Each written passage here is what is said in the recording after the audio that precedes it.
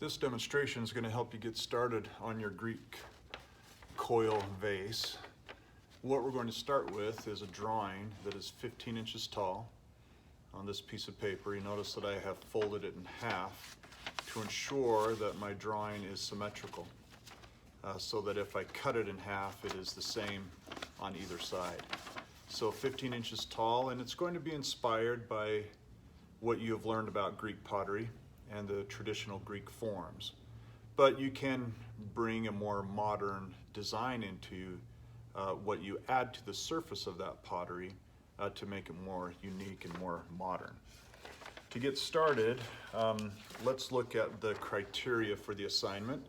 This is on canvas, so you can go through and look at it more carefully, but also provide some really good examples of what this assignment might look like. But that criteria is that it needs to be at least 15 inches tall, and that's why the template we're using, the drawing that we create, is 15 inches tall. The overall form is inspired by Greek historic pottery. We are looking for something that has perfect symmetry with sturdy constructions that is built with coils. And eventually you'll add some embossing or incising or both to the surface of that clay to ensure that it has a nice design to it. On the back are some other examples of really nice Greek pottery forms that you might use for inspiration as well.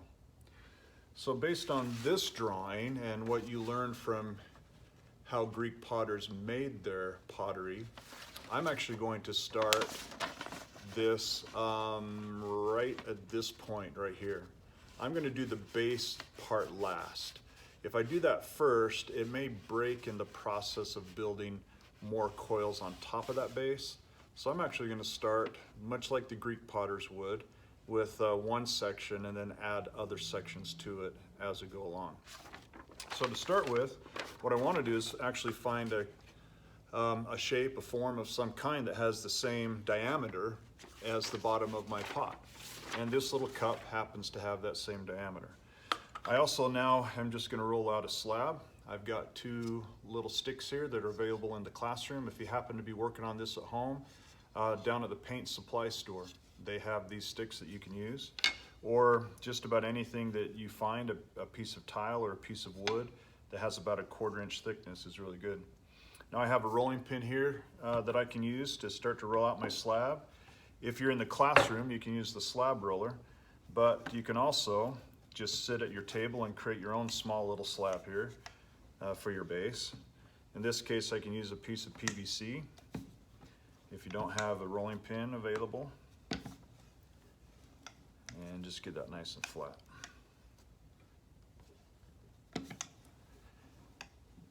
A 15-inch pot is going to take a considerable amount of time to create. So we're just going to show you the beginning part here. So I'll use this as the guide because I know it's the same diameter as the bottom part of my vase. Okay, I'll set that aside, put that back in my bag, add some water to it so it doesn't get too dry. Now in the classroom I have these decorating wheels. These are here for you to use.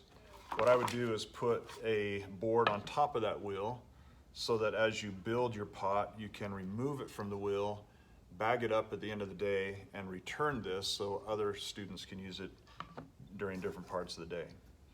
So now looking at my template, you can see that that's going to be just about the right size, the right width I need for the beginning of my vase. So at this point, the thing I need to do is score and slip this first layer of coils onto the base. After I have my first layer of coils attached, then I no longer need to score and slip. As long as my clay is soft, I can just start layering coils on top of coils. Some slip on there.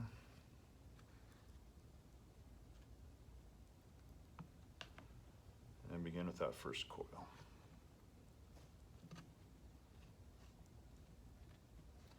I'm just going to layer that coil right on top of the next one, just because I need to start building this thing up, and we might as well get started with it. I made these coils with the extruder in the classroom, and it sure makes things go fast. You can hand roll your coils if you want to, it's just a lot slower process.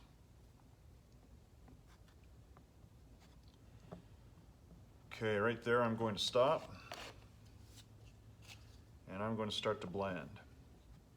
I don't want to build the walls too high before I start blending, because it just gets harder to blend those coils together the narrower the space is that I have to blend with.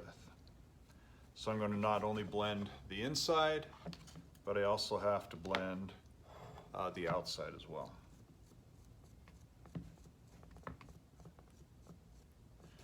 So this is the beginning, just getting things started.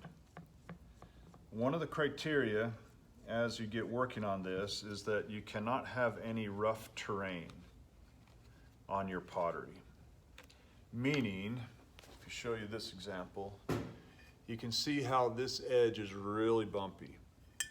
A lot of rough, bumpy terrain there. Instead, we want to have a nice smooth terrain, a nice even smoothness, nice level surface, so that it looks like it is well made. This takes time.